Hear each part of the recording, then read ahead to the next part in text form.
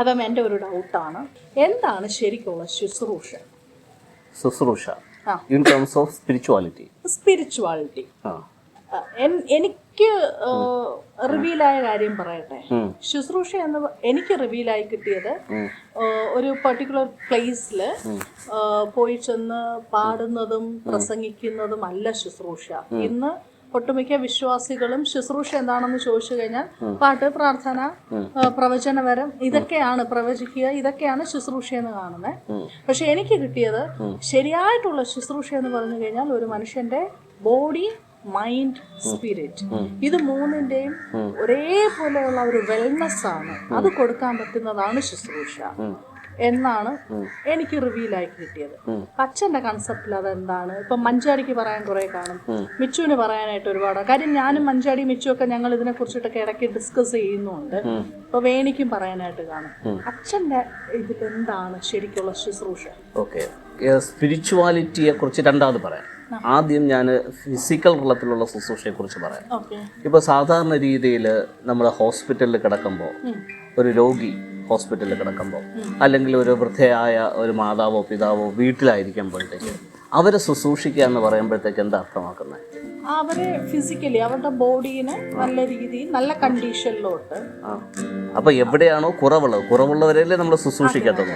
അപ്പോൾ ശരീരത്തിനകത്ത് എന്തെങ്കിലും പ്രശ്നം ഉണ്ടെങ്കിൽ അത് രോഗാവസ്ഥയാകാം, അല്ലെങ്കിൽ മറ്റെന്തെങ്കിലും വീഴ്ച പറ്റിയിട്ട് എന്തെങ്കിലും ആകാം. അപ്പോൾ ശരീരത്തിനകത്തുള്ള പ്രശ്നങ്ങളെ അല്ലെങ്കിൽ വയ്യായികയെ അങ്ങനെയുള്ളൊരു വ്യക്തിക്ക് നമ്മൾ ചെയ്യുന്ന സഹായം. ഓക്കെ, അപ്പോൾ അവർക്ക് ഫുഡ് കൊടുക്കുന്നതാകാം, അവരൊന്ന് കുളിപ്പിക്കുന്നതാകാം, അല്ലെങ്കിൽ അവരുടെ കൂടെ ഒന്നിരുന്ന് സംസാരിക്കുന്നതാകാം. സോ അങ്ങനെയുള്ള ഒരു വ്യക്തിയുമായിട്ട് നമ്മൾ ഇടപെടുന്നതിനെയാണ് ശുശ്രൂഷ എന്ന് പറയുന്നത്. അതല്ലേ ഫിസിക്കൽ തലത്തിനകത്ത്, അത് ശാരീരികമായിട്ട്. ഇതുപോലെ തന്നെ ശാരീരിക മേഖലയിലും മാനസികമായ മേഖലയിലും ആത്മീകമായ മേഖലയിലും നമ്മൾ മറ്റൊരു വ്യക്തിയെ സഹായിക്കുന്നത്, അല്ലെങ്കിൽ ആ വ്യക്തിയുമായിട്ട് ചേർന്നിരുന്ന് പ്രവർത്തിക്കുന്നത്, അതൊക്കെയാണ് ശരിയായിട്ടുള്ള ശുശ്രൂഷ എന്ന് ഉദ്ദേശിക്കുന്നത്. അതാണ് മിനിസ്ട്രി. അപ്പോൾ ഒരാളിനിപ്പോൾ സ്പിരിച്വലി ഒന്ന് വളരണമെന്ന് ആഗ്രഹമുണ്ട്, നമ്മൾ ആ വ്യക്തിയെ സഹായിക്കുന്നു സ്പിരിച്വലി വളരാനായിട്ട്, അത് ശുശ്രൂഷയാണ്. ഒരു വ്യക്തി മെൻ്റലി വീക്കായിട്ടിരിക്കുന്നു, ആ വ്യക്തിയെ നമ്മൾ മെൻ്റലി ഒന്ന് അഫ്ലിപ്റ്റ് ചെയ്യാൻ വേണ്ടിയിട്ട് ആ വ്യക്തിയുമായിട്ട് ചേർന്ന് പ്രവർത്തിക്കുന്നു, അതൊരു ശുശ്രൂഷയാണ്. സോ പല ഡയമെൻഷനിൽ ഇതുണ്ട്. ഓക്കെ, ഒരിക്കലും പാട്ട് പാടുന്നതോ ബൈബിൾ വായിക്കുന്നതോ അല്ലെങ്കിൽ മൈക്ക് കെട്ടി വെച്ച് പ്രസംഗിക്കുന്നതോ അങ്ങനെ ഒരു വൺ മാൻ ഷോ അല്ല മിനിസ്ട്രി എന്ന് പറയുന്നത്. നമ്മൾ ഒരുപാട് പോസ്റ്റേഴ്സ് ഒക്കെ കണ്ടിട്ടുണ്ട്, രോഗശാന്തി ശുശ്രൂഷ, പിന്നെ എന്തോ ഈ സാമ്പത്തിക മേഖലയ്ക്ക് വിടുതൽ ശുശ്രൂഷ, ഇങ്ങനെയൊക്കെയുള്ള കുറേ ശുശ്രൂഷ കണ്ടിട്ടുണ്ട്. ഇപ്പം അങ്ങനെയുള്ള ശുശ്രൂഷ എന്ന പേര് പറയുമ്പോൾ ഇപ്പൊ രോഗം വരുന്ന ഒരാൾക്ക് അയാൾ ഇതുപോലെ ഒരു രോഗശാന്തി ശുശ്രൂഷ എന്ന് പറയുന്ന പേരിലുള്ള ഒരു കാര്യത്തിൽ പങ്കെടുത്തു, അയാൾക്ക് അസുഖം ഭേദമായി. അതോടെ അവർ ഉദ്ദേശിക്കുന്ന ശുശ്രൂഷ അവിടെ വെച്ച് നിൽക്കുവല്ലേ ചെയ്യുക? അതെ, തീർച്ചയായിട്ടും അവിടെ വെച്ച് നിൽക്കും. അവിടെ വെച്ച് ഇപ്പൊ ആ ശുശ്രൂഷ എന്ന് പറഞ്ഞാൽ ശരിക്കും അതൊരു കച്ചവടമാണ്. ഈ കച്ചവടം എന്ന സെൻസ് ഇപ്പം നമ്മൾ കണ്ടിട്ടില്ല, ഏതെങ്കിലുമൊക്കെ കവലകളിൽ പോകുമ്പോഴത്തേക്ക് എന്തെങ്കിലും ഒരു സാധനം വാരി കൂട്ടിയിട്ടിട്ട് ഒന്നെടുത്ത ഒന്ന് ഫ്രീ, ഒന്നെടുത്ത ഒന്ന് ഫ്രീ എന്നൊക്കെ പറഞ്ഞിട്ട് വിൽക്കുന്ന കണ്ടിട്ടില്ലേ? സോ അതുപോലൊരു പരിപാടിയാണ് ഈ സ്റ്റേജ് ഷോ എന്ന് പറയുന്നത്. ആൾക്കാരെയൊക്കെ വിളിച്ചു കൂട്ടി അവരിലിരിക്കുന്ന കാര്യത്തെ അവരെന്ത് ചെയ്യുന്നു, മാർക്കറ്റ് ചെയ്യുന്നു, അവരിരിക്കുന്ന കാശിന് ഇങ്ങോട്ട് മേടിക്കുന്നു. സോ ഈ രീതിയിലുള്ള ശുശ്രൂഷയാണ് ഇന്ന് നമ്മൾ ശുശ്രൂഷ എന്ന് പറഞ്ഞ് കാണുന്നത്. പക്ഷെ അത് ശരിക്കും എന്ന് പറഞ്ഞു കഴിഞ്ഞാൽ ഒരു മാർക്കറ്റിംഗ് തന്ത്രം എന്നുള്ളതിലപ്പുറത്ത് അത് ജെനുവിനായിട്ടുള്ളൊരു കാര്യമല്ല. ഒരു രോഗശാന്തിക്ക് വേണ്ടിയിട്ടോ ഒരു സാമ്പത്തിക നേട്ടത്തിന് വേണ്ടിയിട്ടോ ഒരു സ്പെഷ്യൽ പ്രാർത്ഥനയോ അങ്ങനെ ഒരു ശുശ്രൂഷയോ നമ്മൾ ഇതുവരെയായിട്ട് വെച്ചിട്ടില്ല. പക്ഷെ നമ്മുടെ മിനിസ്ട്രിയിൽ നടക്കുന്നുണ്ട്. അത് വെളിയിലാരും നമ്മൾ കൊട്ടിഘോഷിക്കുന്നില്ല, അതിനെക്കുറിച്ച് ഒരു വീഡിയോ പോലും നമ്മൾ ഇടുന്നില്ല. നമ്മൾ ഇതുവരെയായിട്ടും സാമ്പത്തിക മേന്മയ്ക്ക് വേണ്ടിയിട്ട് വേറെ ഒരു കാര്യത്തിന് വേണ്ടിയിട്ട് അങ്ങനെ ഒരു സ്പെഷ്യൽ ഒരു പ്രയറോ കാര്യങ്ങളോ അങ്ങനെയൊന്നും നമ്മൾ വെച്ചിട്ടില്ല. നമ്മൾ വെച്ചിട്ടുണ്ട് എന്താണെന്ന് ചോദിച്ചു കഴിഞ്ഞാൽ ദൈവം നമ്മുടെ മേൽ ഇട്ടിരിക്കുന്ന ദൈവത്തിന്റെ ഹിതം നമ്മിൽ വെളിപ്പെടുന്നതിന് വേണ്ടിയിട്ടുള്ള സിറ്റുവേഷൻസ് ഒരുങ്ങട്ടെ എന്ന് മാത്രമേ നമ്മൾ പ്രാർത്ഥിച്ചിട്ടുള്ളൂ. അപ്പോൾ ഇതും നമ്മുടെ ഒരു ശുശ്രൂഷയല്ലേ? തീർച്ചയായിട്ടും നമ്മൾ തമ്മിലുള്ള കമ്മ്യൂണിക്കേഷനും കളിച്ചിരി ആയിക്കോട്ടെ, തമാശ ആയിക്കോട്ടെ, നമ്മൾ ഫുഡ് കഴിക്കുന്ന ആയിക്കോട്ടെ, ഇതെല്ലാം ശുശ്രൂഷയല്ലേ? തീർച്ചയായിട്ടും അത് നമ്മുടെ അകത്തുള്ള ഒരു ശുശ്രൂഷയാണ്. അപ്പോൾ നമ്മളിങ്ങനെ ഒരുമിച്ചിരുന്ന് ഫുഡ് കഴിക്കുമ്പോഴോ അല്ലെങ്കിൽ സംസാരിക്കുമ്പോഴോ ആശയങ്ങൾ കൈമാറുമ്പോഴോ അല്ലെങ്കിൽ ഏതെങ്കിലും ഒരു സബ്ജക്റ്റിനെ കുറിച്ച് നമ്മൾ അങ്ങോട്ടും ഇങ്ങോട്ടും ഒക്കെ ഡിസ്കസ് ചെയ്യുമ്പോഴൊക്കെ നമ്മൾ ശരിക്കും പറഞ്ഞാൽ അങ്ങോട്ടും ഇങ്ങോട്ടും ശുശ്രൂഷിക്കുകയാണ്. നമ്മുടെ ആശയങ്ങൾ അങ്ങോട്ടും ഇങ്ങോട്ടും കൈമാറുകയാണ്. സോ ഇതെല്ലാം ശുശ്രൂഷയുടെ ഭാഗം തന്നെയാണ് ഇവിടെ ഇന്റേണലി. ഇത് തന്നെയാണ് ജീസസ് ക്രൈസ്റ്റിന്റെ ശിഷ്യന്മാരുടെ ഇടയിൽ നടന്നിരുന്ന ആ ഒരു ഗീവ് ആൻഡ് ടേക്ക് എന്ന് പറയുന്നത്. അതും ശുശ്രൂഷ തന്നെയാണ് തീർച്ചയായിട്ടും. അപ്പോൾ നമ്മൾ ഇപ്പം എനിക്കറിയാത്ത കാര്യങ്ങൾ നമ്മൾ ഡിസ്കസ് ചെയ്യുന്നു, എനിക്ക് അറിഞ്ഞുകൂടാത്ത കാര്യങ്ങൾ അവിടെ നിന്ന് ഞാൻ ഇങ്ങോട്ട് കേൾക്കുന്നു. അപ്പോൾ ചില ആശയങ്ങൾ നമ്മളിങ്ങനെ ഡിസ്കസ് ചെയ്യുമ്പോഴായിരിക്കും ചിലപ്പോൾ അപ്ഡേറ്റ് വരുന്നത്. സോ സ്വയം ശുശ്രൂഷിക്കാനും മറ്റുള്ളവരെ ശുശ്രൂഷിക്കാനും ഒക്കെ ഇതൊരു വേദിയായിട്ട് മാറും. ഓക്കെ അച്ഛാ, ഈ പറഞ്ഞതിൽ എനിക്ക് എടുത്ത് പറയേണ്ട ഒരു കാര്യം കൂടെ ഉണ്ട്. അത് ഞാൻ അച്ഛനിൽ കണ്ടതുകൊണ്ടും മറ്റുള്ള വ്യക്തികളിൽ ഞാൻ ഇതുവരെയായിട്ട് ഒരു പക്ഷേ ഞാൻ കാണുമായിരിക്കും ആരില്ലെങ്കിലും ഒക്കെ. അതായത് ഇപ്പം അച്ഛൻ പറഞ്ഞായിരുന്നു ഗിവ് ആൻഡ് ടേക്ക് എന്ന് പറയുന്ന ഒരു പോളിസി, അതായത് ജീസസിനും ശിഷ്യന്മാർക്കും ഇടയിൽ ശരിക്കും ജീസസ് എന്ന് പറയുന്ന ഒരു വ്യക്തിയുടെ ശുശ്രൂഷയ്ക്ക് ശരിക്കും പ്ലാറ്റ്ഫോം ഒരുക്കി കൊടുത്തത് ശിഷ്യന്മാരായിരുന്നു. ജീസസ് ഒറ്റയ്ക്കല്ലായിരുന്നു എല്ലാ കാര്യത്തിലും. അതിനകത്ത് ശ്രദ്ധിക്കേണ്ട ഏറ്റവും വലിയൊരു കാര്യം എന്ന് പറയുന്നത് നമ്മൾ ഈ 12 ശിഷ്യന്മാരുടെ കാര്യമേ ഹൈലൈറ്റ് ചെയ്യുന്നുള്ളൂ. പക്ഷേ ഈ 12 ശിഷ്യന്മാരെക്കാൾ കൂടുതൽ യേശുവിന് ഓർക്കാനായിട്ടുള്ള പ്ലാറ്റ്ഫോം ഒരുക്കി കൊടുത്തത് സ്ത്രീകളാണ്. മർക്കോസിന്റെ സുവിശേഷത്തിൽ ഇങ്ങനെ എഴുതിയിട്ടുണ്ട്, തങ്ങളുടെ വസ്തുവകകൾ കൊണ്ട് യേശുവിനെ ശുശ്രൂഷിച്ചിരുന്ന സ്ത്രീകളുണ്ടായിരുന്നു. സോ തങ്ങളുടെ വസ്തുവകകൾ കൊണ്ട്. ഓക്കെ, സോ യേശുവിന് ഏറ്റവും കൂടുതൽ പ്ലാറ്റ്ഫോം ഒരുക്കി കൊടുത്തിരുന്നത് പേരുകൾ പോലും മെൻഷൻ ചെയ്യാത്ത യേശുവിനോടൊപ്പം നിന്ന സ്ത്രീജനങ്ങളാണ്. അപ്പം ഞാൻ ചോദിക്കുന്നേ, ഈ ശുശ്രൂഷ ഇന്ന് നമ്മൾ കണ്ടുവരുന്നത് ഒരാള് ഒരു ഹെഡ് പൊസിഷനിൽ നിന്നിട്ട് അയാൾക്ക് മാത്രം വെളിപ്പെടുന്നത് മറ്റുള്ളവരിലേക്ക് പകർന്നു കൊടുത്തുകൊണ്ടേയിരിക്കുന്നു. ഇതാണ് നമ്മൾ ഇതുവരെയായിട്ട് കണ്ടുവന്നിരുന്നത്. പക്ഷെ എനിക്ക് ഇവിടെ നിന്നിട്ട് നമ്മുടെ ഇത്രയും നാളത്തെ ഇത് വെച്ചിട്ട് മനസ്സിലാക്കിയത്, നമ്മിൽ നിന്നിട്ട് പഠിക്കാനുള്ളത് അച്ഛൻ പഠിക്കുന്നുണ്ട്. ഇപ്പൊ നമ്മുടെ കൂടെ വരുന്ന കുറെ കുഞ്ഞു പിള്ളേരുണ്ട്, യൂത്ത് ഉണ്ട്, നെക്സ്റ്റ് ജനറേഷൻ ഉണ്ട്. ആ ജനറേഷനിൽ നിന്നിട്ടും അഡോപ്റ്റ് ചെയ്യേണ്ട മേന്മയേറിയ കാര്യങ്ങൾ, അല്ല ഐ ആം പെർഫെക്റ്റ് അല്ലെന്നുണ്ടെങ്കിൽ ഞാനെല്ലാം ഓക്കെ ആണ് എന്നുള്ളൊരു കൺസെപ്റ്റിലല്ലാണ്ട് മറ്റുള്ളവരിൽ നിന്നിട്ട് പഠിക്കാൻ പറ്റുന്ന മാക്സിമം കാര്യങ്ങൾ അച്ഛൻ വീക്ഷിക്കുന്നുണ്ട്, പഠിക്കുന്നുണ്ട്. അതുപോലെ അതിനകത്ത് തിരുത്തുണ്ടെങ്കിൽ അച്ഛൻ അങ്ങോട്ടും കൊടുക്കുന്നുണ്ട്. അപ്പം പിള്ളേരിൽ നിന്നിട്ട് അച്ഛൻ പഠിക്കുന്നത് കൊണ്ട് തന്നെ, അവർ അക്സെപ്റ്റ് ചെയ്യുന്നത് കൊണ്ട് തന്നെ അച്ഛൻ പറയുന്നത് പിള്ളേർക്ക് ഭയങ്കര ഇഷ്ടമാണ്. അപ്പൊ ശരിക്കും അതല്ലേ ഒരു ശുശ്രൂഷയുടെ ഒരു ക്വാളിറ്റി എന്ന് പറയുന്നത്. ഓക്കെ, ജീസസ് ക്രൈസ്റ്റ് മുതിർന്ന വ്യക്തികളോടൊക്കെ ഇങ്ങനെ സംസാരിച്ചുകൊണ്ടിരിക്കുമ്പോൾ കുറച്ച് പിള്ളേരിങ്ങനെ വരുവാണ്. അപ്പൊ ശിഷ്യന്മാരെല്ലാം അവരെ ബ്ലോക്ക് ചെയ്ത് നിർത്തി. അപ്പൊ ജീസസ് എന്താ പറഞ്ഞത്? അവരെ തടയരുത്, അവരെ എൻ്റെ അടുക്കിലേക്ക് വരാൻ വിടുക. ശരിക്കും അവരെ പോലെയാണ് നമ്മൾ ആകേണ്ടത്. അവരിലാണ് ശരിക്കും ദൈവരാജ്യത്തിൻ്റെ മൂല്യമുള്ള കാര്യങ്ങൾ ഇരിക്കുന്നത്. അപ്പോൾ അവരുടെ മനസ്സിനകത്ത് ജീസസ് ഉദ്ദേശിച്ചതാണ്, അവരുടെ മനസ്സിൽ കളങ്കമില്ല, വേറെ ക്രൂക്കഡായിട്ടുള്ള കാര്യങ്ങളില്ല, മറച്ചു വെച്ച ഉദ്ദേശശുദ്ധികളില്ല. അങ്ങനെയുള്ളൊരു വ്യക്തിയിൽ കൂടെ ദൈവത്തിന് ട്രാൻസ്പെറൻ്റ് ആയിട്ട് സംസാരിക്കാൻ അല്ലെങ്കിൽ ആശയവിനിമയം നടത്താൻ അല്ലെങ്കിൽ ഉപയോഗപ്പെടുത്താൻ പറ്റത്തുള്ളൂ. അപ്പോൾ കുഞ്ഞുങ്ങളിൽ കളങ്കമില്ലാത്തത് കൊണ്ട് ദൈവികമായ കാര്യങ്ങളെയൊക്കെ കുഞ്ഞുങ്ങൾക്ക് പെട്ടെന്ന് വിളിച്ചു പറയാൻ പറ്റും. അപ്പോൾ കുഞ്ഞുങ്ങൾ സംസാരിക്കുമ്പോഴത്തേക്ക് ഇത് ശരിയാണോ തെറ്റാണോ അങ്ങനെ നോക്കിയിട്ടല്ല, കുഞ്ഞുങ്ങൾ ബ്ലണ്ടർ ആണെങ്കിൽ അങ്ങ് പറയും. അങ്ങനെ എന്തെങ്കിലും പറയാനായിട്ട് ആശയങ്ങൾ വല്ലതും വരുന്നുണ്ടോ? ഇപ്പം എൻ്റെ ഒരു രീതിയിൽ നിന്നിട്ട് പറയാം. ഇപ്പോൾ ഒരു പള്ളിയിൽ പോകുമ്പോഴും നമുക്ക് കിട്ടുന്ന ഒരു ഫീലുണ്ട്, അവിടെ നമ്മൾ ഗ്രഹിക്കുന്ന കാര്യങ്ങളുണ്ട്. പക്ഷെ നമ്മുടെ ഒരു ഏരിയയിൽ നമ്മൾ ഡിസ്കസ് ചെയ്യുമ്പോൾ നമുക്ക് ഗ്രഹിക്കാൻ പറ്റുന്ന കാര്യങ്ങളും നമ്മളായിരിക്കുന്ന നമ്മുടെ ഒരു മൈൻഡിൻ്റെ ഒരു രീതിയുണ്ട്, അത് ഭയങ്കര ഡിഫറെൻ്റ് ആണ്. അപ്പം അതിൽ നിന്നിട്ട് തന്നെ നമുക്ക് ഗ്രഹിക്കാൻ പറ്റും കറക്റ്റായിട്ടുള്ള ശുശ്രൂഷ ഏതാ എന്നുള്ളത്. അതായത് നമ്മൾ ഇങ്ങനെ ഇരുന്ന് കാര്യങ്ങളൊക്കെ ഡിസ്കസ് ചെയ്യുമ്പോഴും ഒരുമിച്ചായിരിക്കുമ്പോഴും നമ്മൾ നടത്തുന്ന ആശയവിനിമയങ്ങൾ സ്വീകരിക്കുക മാത്രമല്ല കൊടുക്കുകയും ചെയ്യുന്നുണ്ട്. അപ്പോൾ കൊടുക്കുമ്പോഴും നമ്മൾ ആത്മീയ വർധന നടക്കും, ലഭിക്കുമ്പോഴും നടക്കും. ഒരു പള്ളിയിൽ പോയിരുന്ന അല്ലെങ്കിൽ വേറൊരു കൺവെൻഷന് പോയിരുന്നു കഴിഞ്ഞാൽ അയാൾ പറയുന്ന കാര്യങ്ങൾ മാത്രം ഇങ്ങോട്ട് കേട്ടുകൊണ്ടിരിക്കണം.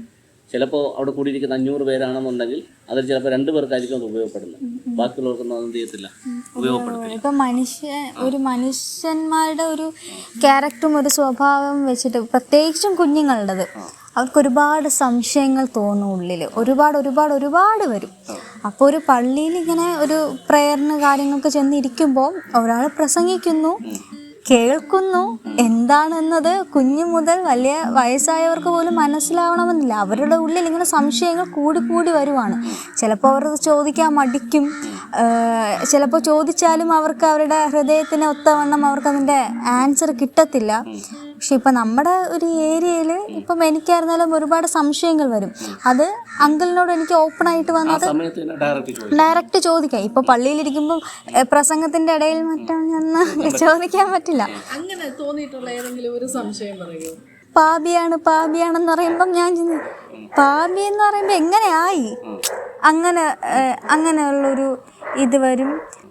പിന്നെ യേശു ക്രൂശ് ചുമന്നത് കൊണ്ട് നമ്മളും ചുമക്കണം എന്നുള്ളത് വരും. പിന്നെ സ്വർഗം നരകം ഇത് കേൾക്കുമ്പോൾ ഇപ്പോഴത്തെ പിള്ളേരറിയാലോ, ചിന്തിക്കുന്നതൊക്കെ വേറെ രീതിയിലായതുകൊണ്ട് ആ വേറെ രീതിയിൽ തന്നെ ചിന്തിക്കും.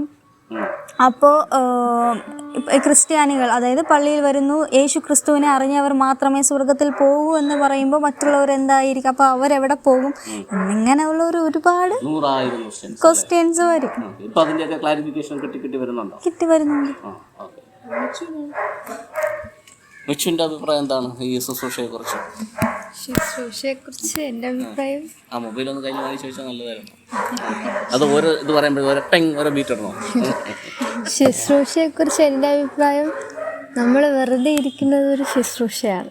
അതാണ് നീ ഇപ്പം കൂടുതൽ സമയം വെറുതെ ഇരിക്കുന്നത്. അതല്ല, നമ്മളിപ്പോൾ പള്ളിയിൽ പോയിരുന്ന് തന്നെ നമ്മൾ കർത്താവിനോട്, പള്ളിയിലും പോയി വെറുതെ അല്ലേ ഇരിക്കുന്നത്.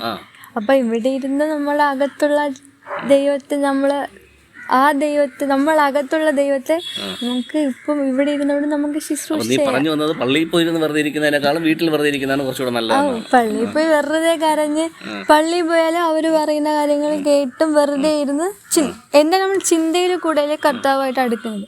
അപ്പം വീട്ടിലിരുന്ന് നമ്മൾ ചിന്തിച്ച് ശരിക്കുള്ള ശുശ്രൂഷ വീടിനകത്തിരുന്ന് വെറുതെ ഇരുന്ന് തന്നെ ചെയ്യാം. ഓക്കെ. ഈ വീട്ടിനകത്തിരുന്ന് വെറുതെ ഇരുന്ന് ശുശ്രൂഷ ചെയ്യാമെന്ന് പറയുമ്പോൾ നീ ശരിക്കും എന്താ ഉദ്ദേശിക്കുന്നത്? അതാ ശരിക്കും ഉദ്ദേശിച്ചത് ആ കണക്ഷൻ, ദൈവമായിട്ടുള്ള കണക്ഷൻ, അല്ലാതെ വെറുതെ കുത്തിയിരിക്കാനല്ല. ഇപ്പോൾ പിള്ളേർ സംസാരിച്ചപ്പോൾ എനിക്കൊരു ചിന്ത മനസ്സിൽ വന്നാൽ ഞാൻ പറയാം. ഇപ്പോൾ വേണിങ്ങനെ ആകാംക്ഷയോടെ ഇരിക്കണം. ഞാൻ ഇതും കൂടെ ഒന്ന് പറഞ്ഞിട്ട് വേണിയില്ലേ കൈമാറാം. അപ്പോൾ ഈ മഞ്ചാടിയും മിച്ചുമൊക്കെ പറഞ്ഞപ്പോൾ പെട്ടെന്നൊരു ചിന്ത എൻ്റെ മനസ്സിൽ വന്നത്, ഇപ്പോൾ ഹോസ്പിറ്റലിൽ ഒരു വാർഡുണ്ടെന്നിരിക്കട്ടെ, ഇവിടെ നമ്മുടെ മെഡിക്കൽ കോളേജിലുള്ള ഒരു ജനറൽ വാർഡ്, ഒരു 10-100 രോഗികൾ കിടക്കുകയാണ്. ഒരു ഡോക്ടർ വരുന്നെന്നിരിക്കട്ടെ, ഡോക്ടർ വന്നിട്ട് ഒരു പിടി മരുന്ന് മേടിച്ച് ഒരു വിതർന്നു എല്ലാവർക്കും ഒരുപോലെ നടക്കുമോ?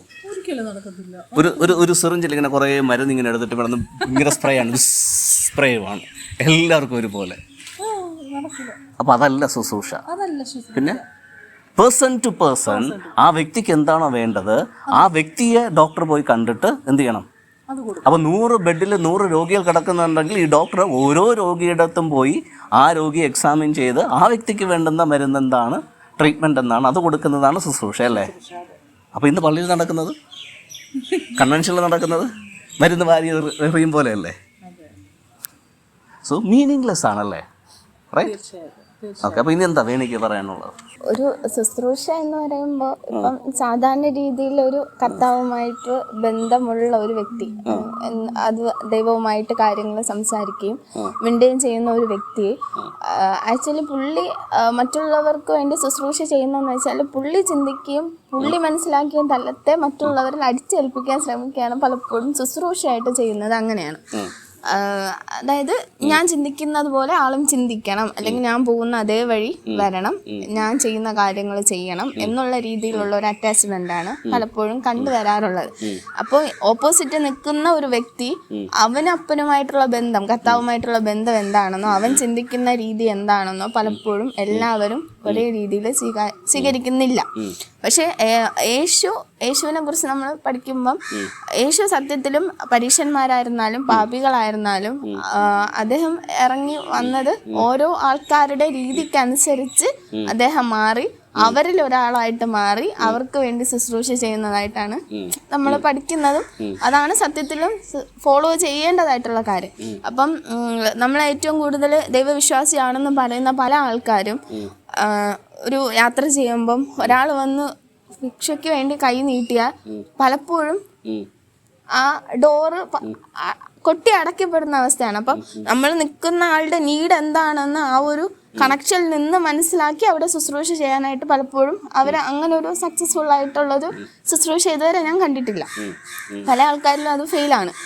അപ്പോൾ ആക്ച്വലി നമ്മൾ ചെയ്യേണ്ടത് അങ്ങനെ ഒരു ശുശ്രൂഷ അല്ലേ. അതായത് യേശു ചെയ്തതുപോലെ അതിപ്പം നമുക്കിപ്പം പഠിത്തം കാണും, അല്ലെങ്കിൽ നമ്മൾ ഏതെങ്കിലും ഹൈ ക്ലാസ് ടീംസ് ആയിരിക്കും, അല്ലെങ്കിൽ സമ്പത്തുണ്ടാവും, അല്ലെങ്കിൽ ഏതെങ്കിലും ഉന്നത ജോബിലിരിക്കുന്ന ആളായിരിക്കാം. പക്ഷെ ഏതാളായിരുന്നാലും എല്ലാ ആൾക്കാരും ഈക്വൽ ആണ്. പക്ഷെ അവൻ്റെ ചിന്തകൾ വ്യത്യാസമാണ്. അപ്പം ഇന്നൊരാൾ ചിലപ്പോൾ നമ്മളെക്കാട്ടിലും അറിവും വിദ്യാഭ്യാസം ഉള്ള ഒരാളായിരിക്കാം ചിലപ്പോൾ നമ്മുടെ മുന്നിൽ വന്ന് കൈ നീട്ടുന്നത്.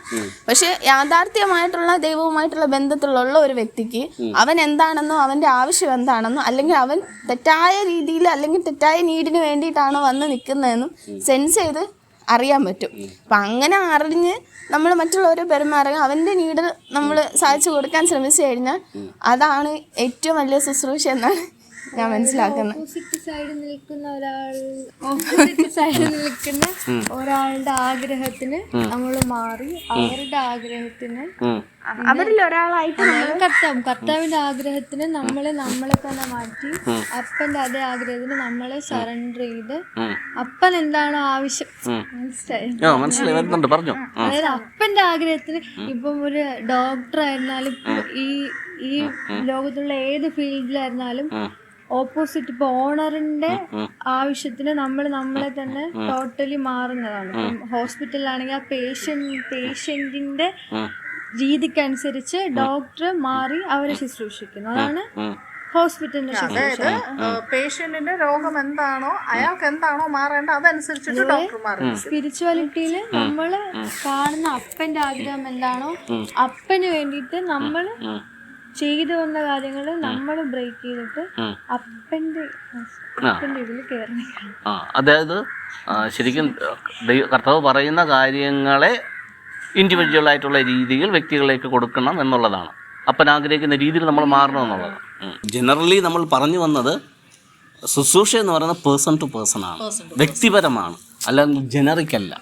അങ്ങനെയല്ലേ? അപ്പോൾ ജീസസ് ക്രൈസ്റ്റ് അതുകൊണ്ട് ഇങ്ങനെ പറഞ്ഞു എന്ന് തോന്നുന്നു, 2 or 3 പേർ എൻ്റെ നാമത്തിൽ കൂടി വരുന്നിടത്തൊക്കെയും ഞാൻ എൻ്റെ പ്രസൻസ് ഉണ്ടെന്ന്. എത്ര പേരാ?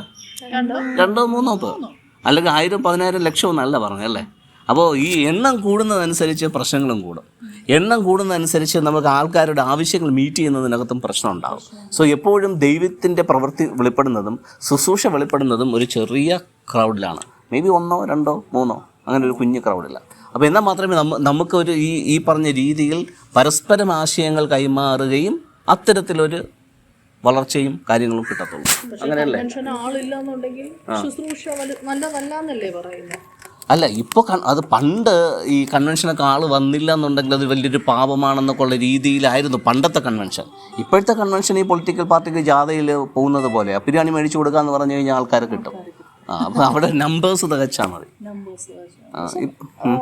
ഒരു കാര്യങ്ങൾ പണ്ട് കാലത്ത് ഇങ്ങനെ നമ്മൾ മോശം വിസനം ശാസ്ത്രം അങ്ങനെ ഒത്തിരി ആൾക്കാരെ കുറിച്ചിട്ട് നമ്മൾ കേട്ടുള്ള അറിവാണ്. പക്ഷെ അവരുടെയൊക്കെ ലൈഫിൽ സീരിയസ്ലി യാഥാർത്ഥ്യമായിട്ടുള്ള ശുശ്രൂഷ അവരൊക്കെ ചെയ്തിട്ടുണ്ടായിരുന്നു. ദൂരങ്ങൾ നടന്നു പോയി അവരെ കുഞ്ഞുങ്ങൾക്ക് പോലും ഭക്ഷണം കൊടുക്കാതെ, കുഞ്ഞു മരിച്ചിട്ട് പോലും അങ്ങനത്തെ യാഥാർത്ഥ്യമായ ശുശ്രൂഷകളൊന്നും ഇന്നത്തെ കാലത്ത് കാണുന്നത് വളരെ കുറവാണ്, റയർ. പക്ഷെ ഒരുപാട് ആരാധനകളുണ്ട്, ശുശ്രൂഷകൾ നടക്കുന്നുണ്ട്. എങ്കിലും അതെല്ലാം ഒരു അവരുടെ അതായത് സെൽഫായിട്ടുള്ളൊരു വളർച്ചയ്ക്ക് വേണ്ടിയിട്ട് മാത്രമാണ് പലപ്പോഴും ശുശ്രൂഷ എന്നുള്ളത്. അതാണ് ഇന്നത്തെ ശുശ്രൂഷയുടെ ഡെഫിനിഷൻ മാറി, ഇന്നത്തെ ശുശ്രൂഷയുടെ കൺസെപ്റ്റ് മാറി. ഇന്ന് റിസൾട്ട് ഓറിയന്റഡ് അല്ല, ഇന്ന് മണി ഓറിയന്റഡ് ആയിട്ട് മാറി. ഓക്കെ, അപ്പോൾ അതല്ലേ ജനറലി ചോദിച്ചതും എക്സ്പെക്ട് ചെയ്തതും ഇതൊക്കെ. എന്താ കുഞ്ഞുങ്ങൾ വേറെ എന്തെങ്കിലും മഞ്ചാടിക്ക് പറയാനുണ്ടോ ഇതുമായിട്ട്? ഇപ്പോൾ എടുത്തു നോക്കുമ്പോൾ ഈ ജനങ്ങൾ ശുശ്രൂഷ ചെയ്യുന്ന വ്യക്തികൾ, ഈ പല ജനങ്ങളും ഒരു വ്യക്തിയുടെ അടുത്ത് മാത്രമല്ല പോകുന്നത്. ചിലപ്പോൾ ആ വ്യക്തിയുടെ അടുത്ത് പോകുമ്പോൾ അവർക്കൊരു റിസൾട്ട് കിട്ടിയില്ലെങ്കിൽ വേറൊരു ദൈവദാസൻ ഈ വ്യക്തിയെക്കാളും കൂടുതൽ ഈ ദൈവദാസൻ കൂടുതൽ അത്ഭുതം ചെയ്തിട്ടുണ്ട്, അപ്പോൾ ഇദ്ദേഹത്തിൻ്റെ അടുത്ത് പോയാൽ അങ്ങനെ കിട്ടും. അപ്പോൾ അദ്ദേഹത്തിൻ്റെ അടുത്ത് പോയി ഒരു പാഠം പഠിച്ചു കഴിയുമ്പോൾ ഇവരെന്താ ചെയ്യുക? വേറെ ഒരാളുടെ അടുത്ത് പോകും. അപ്പോൾ ശരിക്കും അങ്ങനെ ഡിപ്പെൻഡ് ചെയ്യുന്ന ജനങ്ങൾ എന്തുകൊണ്ട് അല്ലാന്നുണ്ടെങ്കിൽ അവർക്ക് എങ്ങനെ ശരിക്കുമുള്ള ഒരു ശുശ്രൂഷ ചെയ്യുന്ന ശരിക്കുമുള്ള ഒരു ഡോക്ടറിനെ അവർക്ക് തിരഞ്ഞെടുക്കാൻ സാധിക്കും? അപ്പം നീ ഇപ്പം മഞ്ചാടി പറഞ്ഞത് ശുശ്രൂഷ ചെയ്യുന്ന വ്യക്തികൾക്ക് മാത്രമല്ല, ശുശ്രൂഷ ആവശ്യപ്പെടുന്ന വ്യക്തികൾക്കും പ്രശ്നങ്ങളുണ്ടെന്നാണ്, അവരുടെ ആറ്റിറ്റ്യൂഡിനകത്ത് പ്രശ്നമുണ്ടെന്നാണ്. അതെ. അപ്പൊ ഓക്കെ, രണ്ട് സൈഡിലും പ്രോബ്ലം ഉണ്ടെന്നാണ് നീ പറഞ്ഞത്. ശരിയാണല്ലേ? ഒരേ സമയം തന്നെ ഒരു 5 സ്കൂളിൽ നമുക്ക് പഠിക്കാൻ പറ്റും? ഇല്ല.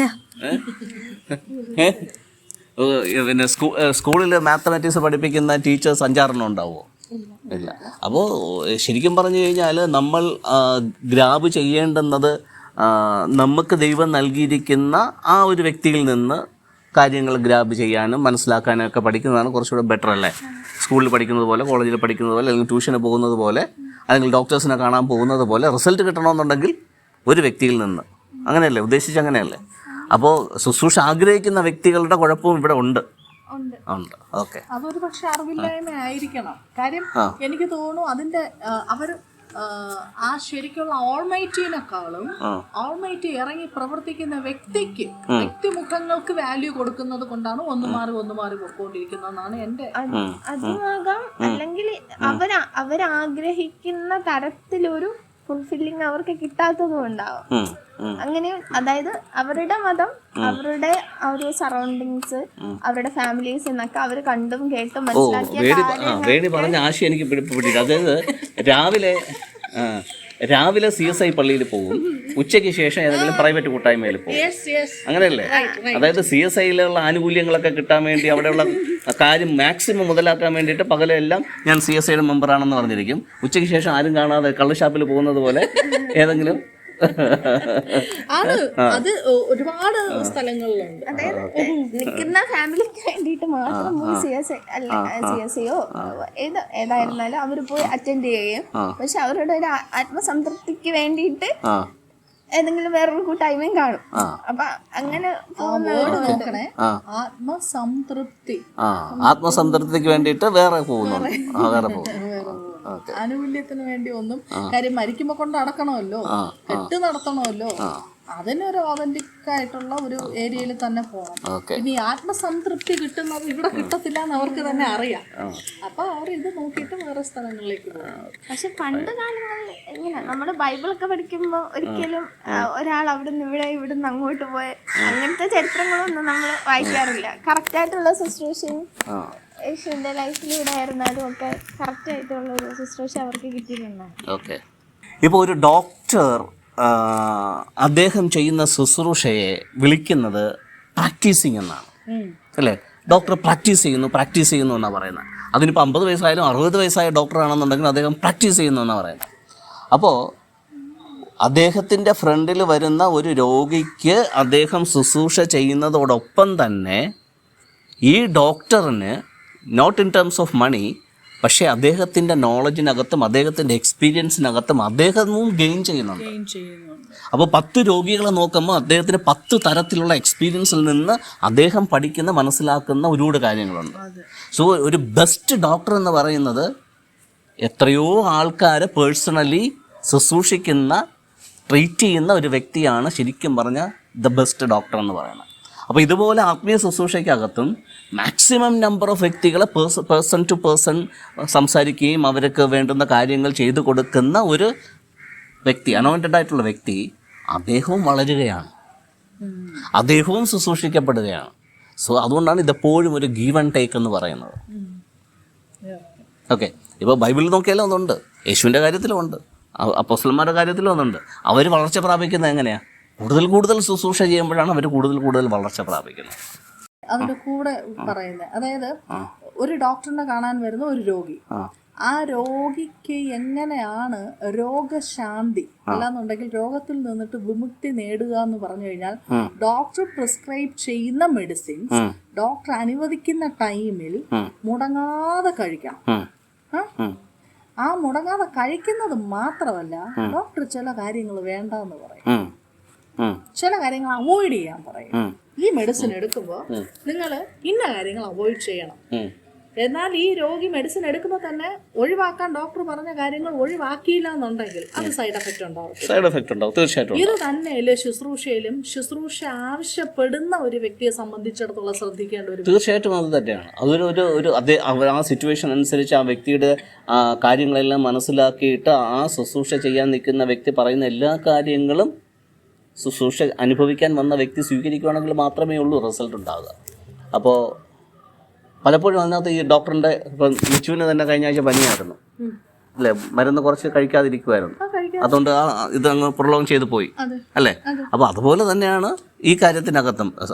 ഇതൊരു ഗീവ് ആൻഡ് ടേക്കാണ്. ഈ പറയുന്ന കാര്യങ്ങൾ അനുസരിക്കാനും അത് കേട്ട് ജീവിതത്തെ ക്രമീകരിക്കാനും പറ്റാത്തൊരു വ്യക്തിയെ സംബന്ധിച്ചിടത്തോളം അതിനകത്ത് റിസൾട്ട് ഉണ്ടാകത്തില്ല. നമ്മൾ നയമാൻ്റെ കാര്യം പഠിക്കുന്നുണ്ടല്ലോ. നയമാൻ ആദ്യത്തെ പ്രാവശ്യവും രണ്ടാമത്തെ പ്രാവശ്യവും മൂന്നാമത്തെ പ്രാവശ്യവും നാലാമത്തെ പ്രാവശ്യമൊക്കെ മുങ്ങുമ്പോഴും അദ്ദേഹത്തിൻ്റെ മനസ്സിനകത്ത് വേണ്ട റിസൾട്ട് കിട്ടത്തില്ലായിരിക്കും. പക്ഷെ എന്നാലും അനുസരിച്ചത് കൊണ്ടാണ് റിസൾട്ട് കിട്ടിയത്. വേണ്ട എങ്കിലും ഇഷ്ടമില്ല എങ്കിലും അത് അനുസരിക്കാനായിട്ടുള്ള ഒരു തയ്യാറെടുപ്പുണ്ടായതുകൊണ്ട് റിസൾട്ട് വന്നു.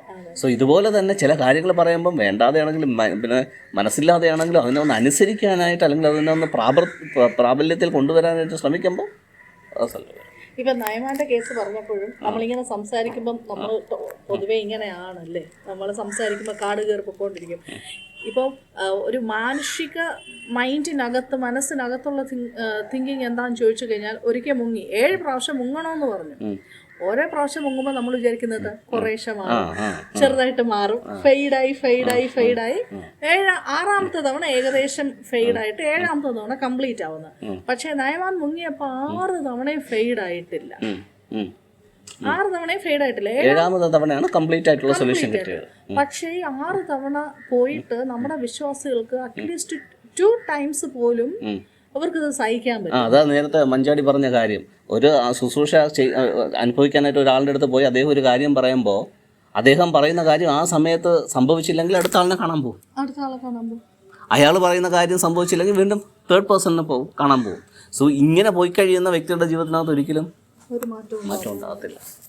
ഈ ഫിസിക്കലി മെന്റലി സ്പിരിച്വലി എന്ന് പറഞ്ഞ അച്ഛൻ തുടങ്ങാൻ സമയത്ത് പറഞ്ഞു നമുക്കിപ്പം ഞാൻ സ്പിരിച്വലി വേറെ ആംഗിളിൽ പറയാം എന്ന് പറഞ്ഞു. അപ്പൊ സ്പിരിച്വലി ഇതിന്റെ ഡെപ്ത് വേറെയാണ്, ഇഷ്ടം പോലെ ഉണ്ട്, പല കാര്യങ്ങൾ ഇതിന്റെ അകത്ത് നമുക്ക് ഇൻക്ലൂഡ് ചെയ്ത് പറയാൻ പറ്റും. അപ്പൊ നമുക്കതിനെ ഭയങ്കര ഒരു ചിരിച്ച് നമ്മളെങ്ങനെയാണ് എനിക്ക് തോന്നുന്നു ഇതുവരെയായിട്ടും നമ്മൾ എങ്ങനെയാണെന്ന് പുറത്തുള്ള അറിയത്തില്ല. അപ്പൊ നമ്മൾ എങ്ങനെയാണ്, നമ്മുടെ ശുശ്രൂഷ എന്താണ്, എങ്ങനെയാണ് നമുക്കിടയിലുള്ള ഇന്റിമസി എന്താണ്, ഒരു സാധാരണ ഒരു പാസ്റ്റർ സഭാവിശ്വാസികളുടെ റിലേഷൻ അല്ല എന്നും നമുക്കകത്ത് എന്താണ് ആ ഒരു അത് പറഞ്ഞപ്പോൾ ഞാൻ ഒരു കാര്യം കൂടെ എൻ്റെ കൂടെ കൂട്ടിച്ചേർക്കാനായിട്ട് ആഗ്രഹിക്കുന്നു. ഇപ്പോൾ ഇവർക്ക് എൻ്റെ മോളെക്കാളും പ്രായം കുറവാണ്. ഓക്കെ, എത്ര വയസ്സുണ്ട് നിനക്ക്? 16 വയസ്സ്, 17 വയസ്സ്. എൻ്റെ മോൾക്ക് ഇപ്പോൾ 21 വയസ്സായി. ഇപ്പോൾ ഇവൾ എൻ്റെ മോളല്ല എന്ന് അറിയുന്ന ഒരു വ്യക്തി ഞാൻ ഇവളുടെ കൈയും പിടിച്ചുകൊണ്ട് പബ്ലിക്കായിട്ട് നടക്കുന്ന കാണുമ്പോൾ അതിനകത്ത് നെഗറ്റീവ് കാണുന്നവരാണ് പബ്ലിക്ക്. ഓക്കെ, അല്ലെങ്കിൽ ഞാനിപ്പോൾ വേണി ഇരിക്കുന്നു. ഇപ്പോൾ വേണിയും ഞാനുമായിട്ട് വെളിയിലേക്ക് പബ്ലിക്കിൽ നിൽക്കുമ്പോഴത്തേക്ക് അതിനെ വേറൊരു കണ്ണോടുകൂടെ കാണുന്നവരാണ് പബ്ലിക്. എങ്ങനെ ആകട്ടെ, പ്രശ്നമില്ല. പക്ഷെ സോ കോൾഡ് വിശ്വാസി എന്ന് പറയുന്ന ക്രിസ്ത്യാനി എന്ന് പറയുന്ന ഒരു വ്യക്തിക്ക് ആ ബൈബിളിൽ എഴുതിയിരിക്കുന്ന ഒരുവൻ ക്രിസ്തുവിലായാൽ ആണെന്നോ പെണ്ണെന്നോ വ്യത്യാസമില്ല, യഹൂദനെന്നോ യവനെന്നോ വ്യത്യാസം, അത് ജാതി വ്യത്യാസമില്ല. അപ്പോൾ ക്രിസ്തുവിലൊരു വ്യക്തിയാകുമ്പോൾ ആണെന്നും പെണ്ണെന്നും വ്യത്യാസമില്ല, ആ ജാതിയാണ് ഈ ജാതിയാണെന്ന് വ്യത്യാസമില്ല, ആ മതമാണ് ഈ മതമാണെന്ന് വ്യത്യാസമില്ല എന്ന് എഴുതിയിരിക്കുന്ന ബൈബിൾ പിടിച്ചിരിക്കുന്ന ഒരു വിശ്വാസി ഈ ബന്ധത്തെ മഞ്ഞക്കണ്ണാടിയിലൂടെയാണ് കാണുന്നതെങ്കിൽ അവനെ ശരിക്കും പറഞ്ഞു കഴിഞ്ഞാൽ ഇതിനകത്ത് വേറൊരു വാക്കില്ലേ, കഴുത്തിനകത്ത് മറ്റേ തിരികല്ലെത്തി അങ്ങ് കടലിൽ തള്ളിയിടണമെന്ന്. പിന്നെ ഇവനൊക്കെ എന്തിനാ ഈ ബൈബിളും കൊണ്ട് നടക്കുന്നത്? ഈ ബൈബിൾ സാധാരണ വിശ്വാസമാണെങ്കിൽ പിന്നെയും സഹിക്കാം. ഇത് ശുശ്രൂഷയിൽ നിൽക്കുന്ന, പുൽപ്പിറ്റിൽ നിൽക്കുന്ന, സോക്കോൾഡ് മയക്കം പിടിച്ച് വലിയ പോസ്റ്ററിൽ കട്ടൗട്ട് വെച്ചേക്കുന്നവന്മാർക്കാണ് ഈ കടി കൂടുതൽ. സോ ഈ അതിനങ്ങനെ വരത്തുള്ളൂ. സോ ആത്മീയ ശുശ്രൂഷ എന്ന് പറയുമ്പോൾ ശരിക്കും ജെന്യുവൻലി നമ്മളിട്ടിരിക്കുന്ന കർത്താവിൻ്റെ കൾച്ചർ വലിയൊരു മാറ്ററാണ്. സോ ഇതിനകത്ത് ലോകത്തിൻ്റെ വ്യക്തികൾ, നെഗറ്റീവായിട്ടുള്ള വ്യക്തികൾ കാണുന്നത് പോലെ മഞ്ഞക്കണ്ണാടിയിലൂടെയാണ് കാര്യം. ഇത് ഞാൻ ഈ റിലേഷൻഷിപ്പിനകത്ത് പറഞ്ഞ ഒരു കുഞ്ഞാണെങ്കിലും ഒരു മുതിർന്ന വ്യക്തിയുമായിട്ട് മറ്റൊരു രീതിയിൽ ബന്ധത്തെ കാണുന്ന വിശ്വാസ സമൂഹത്തിൽ ശുശ്രൂഷ ചെയ്യുന്ന വ്യക്തികൾ ആ ശുശ്രൂഷ ചെയ്യാൻ യോഗ്യനല്ല. അത് ദൈവത്തിൻ്റെ കൾച്ചറല്ല. ശുശ്രൂഷ എന്ന് പറയുന്നത് പ്രസംഗ തൊഴിലാളികൾ ചെയ്യുന്നതല്ല ശുശ്രൂഷ. അത് ശരിക്കും പ്രസംഗ തൊഴിലാളികളാണ്. അവർ ചുമ്മാ വായിട്ടടിച്ച് കാശുണ്ടാക്കുന്നു എന്നുള്ളതിൽ കവിഞ്ഞ് അവർ ചെയ്യുന്നത് എന്തല്ല, ശുശ്രൂഷയല്ല. അപ്പോൾ അവർ ദൈവത്തിൻ്റെ ഹിതത്തിൽ നിന്നല്ല ചെയ്യുന്നത്. നമ്മൾ മാർക്കറ്റിംഗ് എക്സിക്യൂട്ടീവ്സ് ഒക്കെ കണ്ടിട്ടില്ലേ, ആ സംസാരിക്കാൻ കഴിവുണ്ടെന്നുണ്ടെങ്കിൽ അവർ ആ പ്രോഡക്റ്റിന് സെല്ല് ചെയ്ത് കാശുണ്ടാക്കും. അത് അവരുടെ മിടുക്കാണ്. സോ ഇതുപോലെ ദൈവത്തെ വിറ്റ് കാശുണ്ടാക്കുന്നവരാണ് ഇന്നത്തെ സോ കോൾഡ് പ്രാസംഗികർ അല്ലെങ്കിൽ ശുശ്രൂഷ രംഗത്ത് നിൽക്കുന്നവർ. അപ്പോൾ വ്യാജന്മാരെ തിരിച്ചറിയണം. വിഷമിക്കണ്ട. അല്ല, ഞാൻ വേണി ഉദ്ദേശിച്ച് പറഞ്ഞല്ല.